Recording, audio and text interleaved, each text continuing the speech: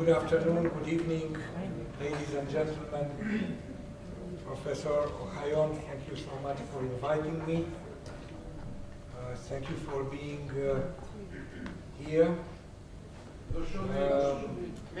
Please. אני לא יודע רומניה, אמרתי לו שלקראת הסוף יאמר כמה משפטים ברומנית, מקסימום אני אתרגם.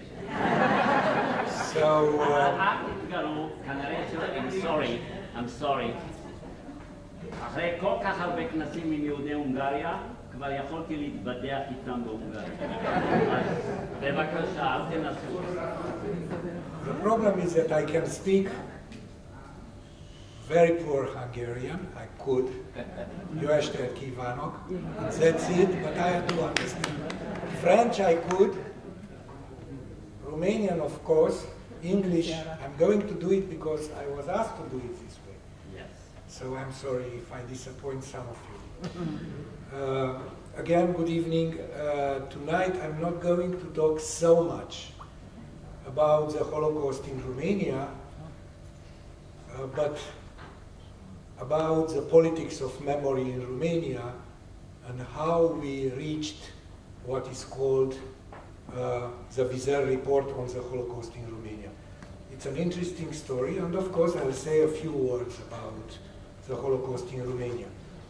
Let me show you, please, the Bizel report, and to the degree to which the Bar-Ilan University doesn't have it, I will leave them here. This is the final report in English. It was published, of course, in Romanian too.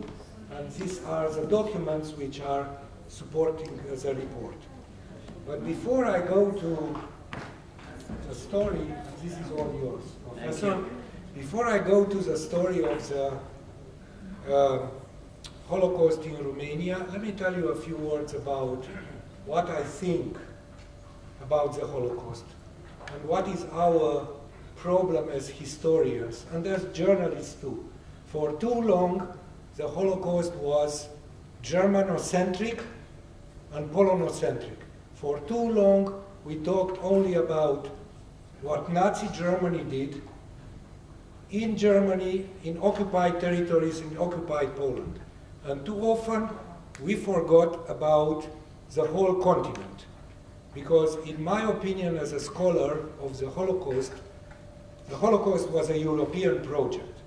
Germany was the steering wheel, the clutch, the direction, but what was achieved at the continental level would not have been achieved without the support of many, many countries, be they allied of Nazi Germany, be they occupied, be they neutral, be they also fighting against Nazi Germany. All countries in Europe are guilty, are responsible for the Holocaust to different degrees, different years, different governments, and so on. And I cannot dwell into this because it would take too long time, and I was given only 10 minutes, Professor, no? Roughly. The second problem is that for too long we acknowledged as human beings a myth. Romanians' myth was we rescued the Jews, nothing happened to the Jews in Romania.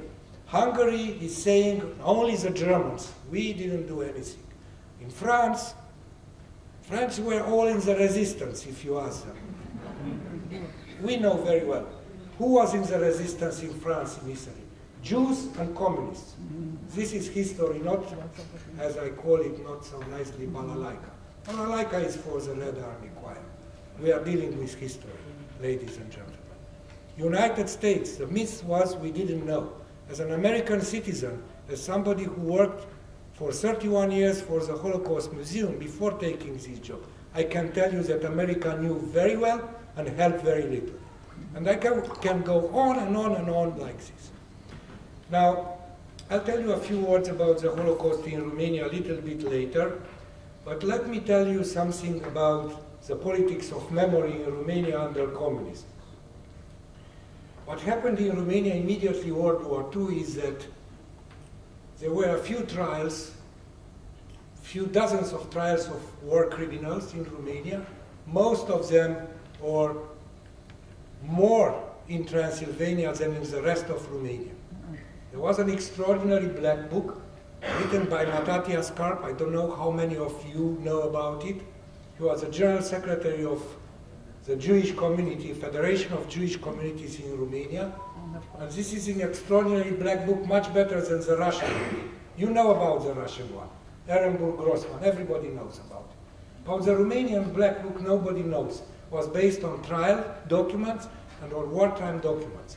There's a volume on the pogrom of Bucharest, which was a sort of Romanian Kristallnacht, pogrom of Iași and Transnistria. And then, I can summarize for you in one word, silence. Silence. During communism in Romania, there was no Holocaust in Romania. If somebody wanted to write about the Holocaust in Transylvania, oh, absolutely, because Hungarians were bad, and we Romanians, we were very good. So this was, of course, a lie, a blatant lie. And comes the fall of communism, and what follows is an absolute disaster in Romania. Disaster, because the scene, the narrative is dominated by anti-Semites, by Holocaust deniers, and for many, many years, again, we are told there was no Holocaust in Romania. What followed is a very interesting story. Romania started to join EU and started to join NATO, actually in reverse order. But can a country join NATO with a war criminal on its flag? The country was full of monuments to Antonescu, the World War II ruler, and of pro-fascist propaganda and anti-Semitic propaganda. So Romania opened its archives to the US Holocaust Memorial Museum, to Yad Vashem, but they still cannot come to grasp the enormity of the Holocaust in Romania, which did happen. Furthermore, after opening the archives, they made public statements saying that there was no Holocaust on today's territory of Romania. What was the pogrom of Iași? Ladies and gentlemen, 13,000 people killed there. What was the deportations and the killings of Jews in southern Bukovina? Do not speak about Bessarabia and Bukovina, which were then part of Romania. So, and furthermore, President Iliescu does an interview with Haaretz and says, well, the Jews were not the main victims. Communists were victims too, Poles were victims too. So there is an outcry, an international scandal, and the Romanian government has a decency, especially the president, who said very stupid things, as I already said, creates this commission on the Holocaust in Romania. And I don't want to be unfair. I see already a member of this commission, Professor Rafi Vago, who's over there. And I was the American vice president of the commission. Tuvia Freeling, who was the head of the National Archives of Israel, was an Israeli vice president. Elie Wiesel, of course, was the president, and we had a historian, General Ionescu, who was Romanian vice president. And we dealt with crimes, with the historical anti-Semitism of Romania, with the Romanian withdrawal from Bessarabia and Bukovina, exclusion of Jews and anti-Semitism, traditional anti-Semitism in Romania, deportation of Jews to Transnistria, mass murder of Jews, the Holocaust in northern Transylvania, which is a different story because this happened under Hungarian occupation, solidarity and rescue, trials of war criminals, and negationism. Members of the commission, I already told you about the leadership. Jean Angel, very good historian from Yad Vashem, may he rest in peace, good friend of mine.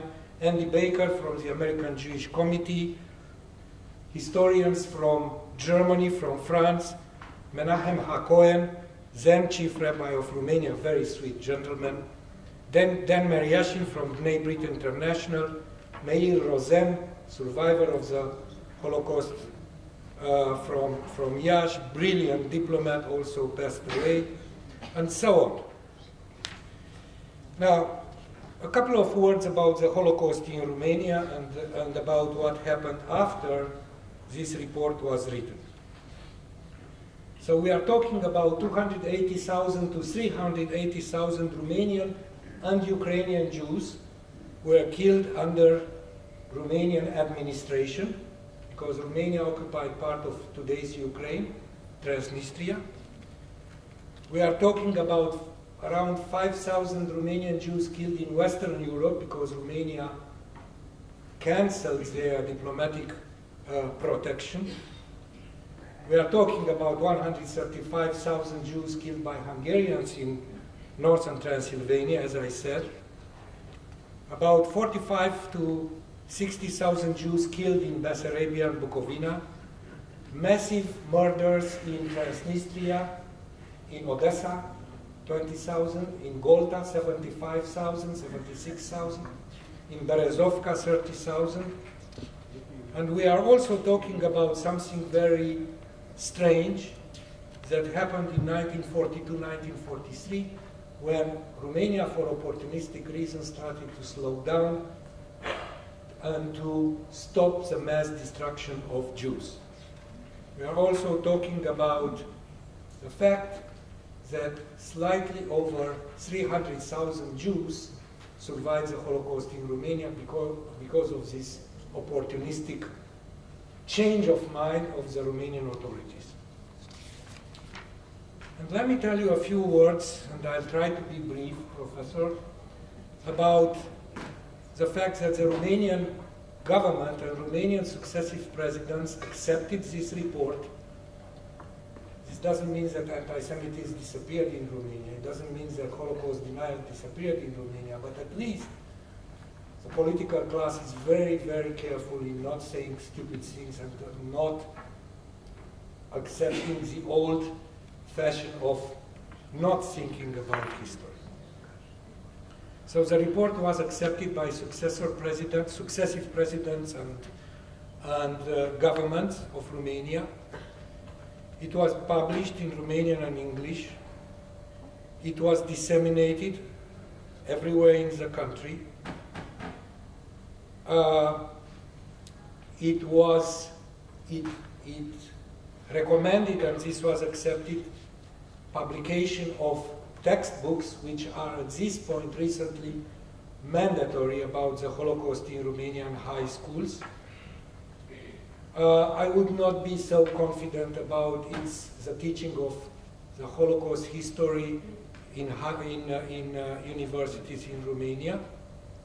Teacher training is happening. We have a Wiesel Institute which deals with Holocaust denial, combating Holocaust denial, combating anti-Semitism, teaching the history of the Holocaust. A major monument to the victims of the Holocaust was erected in Bucharest.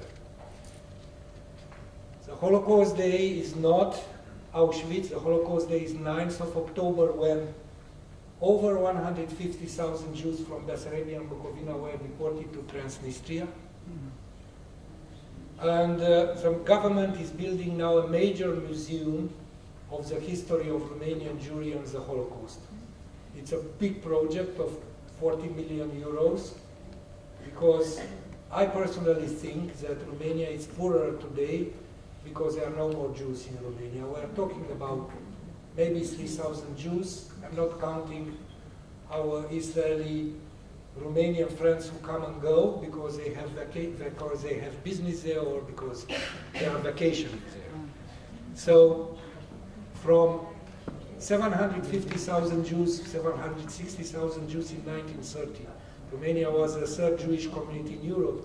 We have maybe 3,000 people, most of them old. And I want to tell you that basically all the monuments to Antonescu are gone, demolished, but not everything is perfect. I'll give you only one example, with this I'll stop. There is one field where in Romania the glass is full and the glass is half empty. And this is when it comes to the judiciary, when it comes to the legislation. Romania has probably the best legislation in Europe when it comes to combating anti-Semitism and Holocaust denial. Problem is that it's not enforced. So this is where we do need to have an uphill battle because it's a situation which is not acceptable. I will stop here because I think I'm over my time. And I thank you for your attention. We promise.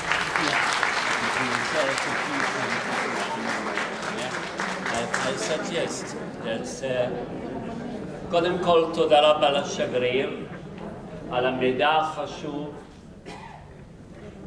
גם על המאבק שמתקיים בעצם בכל מה שקשור בלימוד, בהחדרה, בהטמעה, בהכרה של השואה ברומניה, ואני מבקש ממנו, I'm asking you if you could say also in Romanian the last sentences, especially to the figures and numbers in the education system, in the high schools, universities, etc. Thank you. אנחנו מסתכלים יותר לעתיד, מה קורה מבחינת עצמה. Deci, bună seara. În ebraică nu pot să vă spun că sunt câteva cuvinte în ebraică care mai bine să nu le spun. Despre romanism, spre exemplu.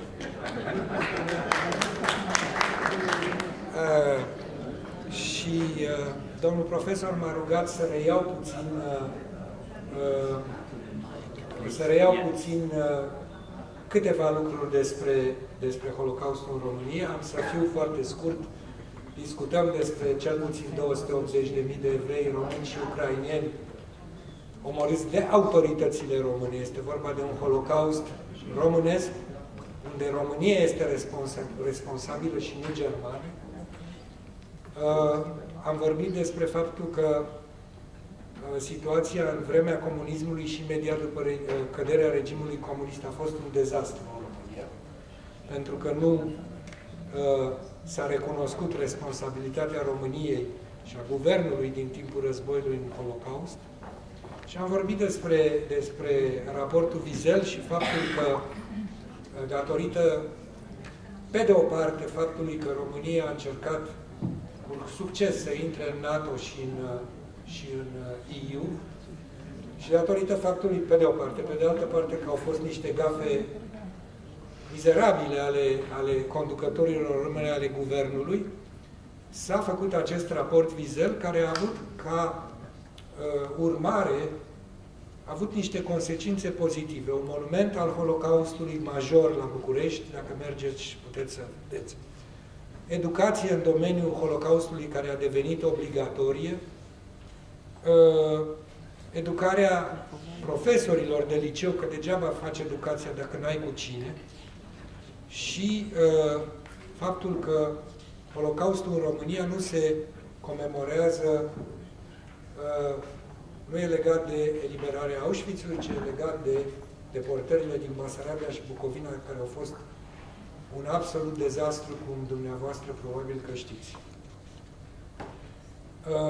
Aș încheia prin a spune, pe de o parte, că România construiește în momentul de față un muzeu memorial al Holocaustului și al istoriei evreilor din România, pentru că e păcat să se uite contribuția evreilor români la modernizarea României și la progresul României, acum când nu mai există practic evrei în România, și faptul că nu toate lucrurile arată bine, pentru că, deși România are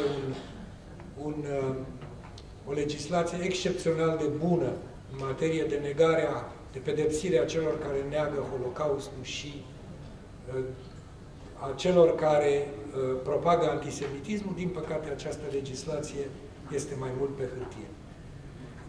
Vă mulțumesc. Data viitoare o să vorbesc mai mult în limba română.